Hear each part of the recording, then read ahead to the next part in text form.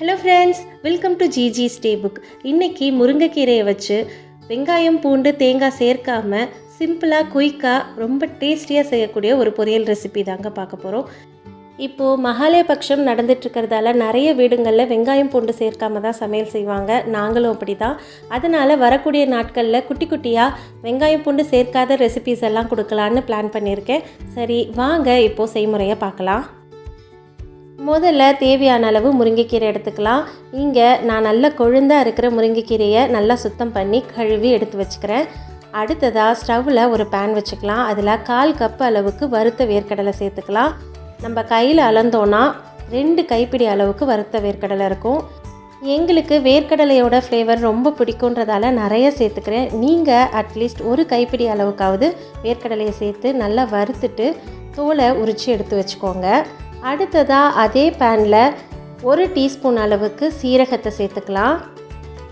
கூடவே காரத்துக்கு தேவையான அளவு வரமிளகாய், நான் இங்கே 2 வரமிளகாய் சேர்த்துக்கிறேன். இதையும் எண்ணெய் எதுவும் சேர்க்காமல் நல்லா வறுத்துட்டு சூடார வச்சுக்கலாம். அடுத்ததாக ஸ்டவ்வில் ஒரு கடாய் வச்சுட்டு 2 டீஸ்பூன் அளவுக்கு எண்ணெய் ஊற்றிக்கலாம். எண்ணெய் நல்லா காஞ்சதுக்கப்புறமா 1 டீஸ்பூன் அளவுக்கு கடுகு சேர்த்து நல்லா பொரிய விட்டுக்கலாம்.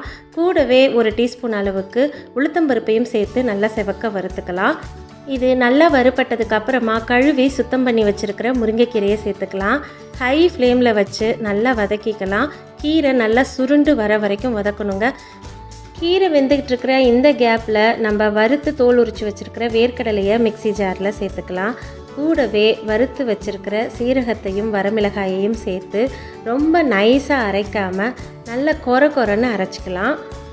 இந்த பதத்துக்கு அரைக்கணுங்க, ரொம்ப பவுடர் பண்ணிடாதீங்க. 1-2 வேர்க்கடலை அங்கங்கே தென்பட்டால் சாப்பிடும்பொழுது ரொம்பவே டேஸ்ட்டாக இருக்கும்.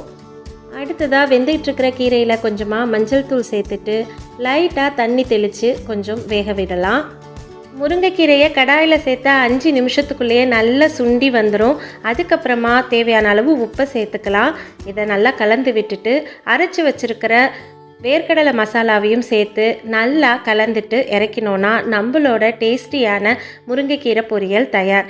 காலம் என்னும் தேரே ஆடிடாமல் இல்லை, இக்கணத்தை போ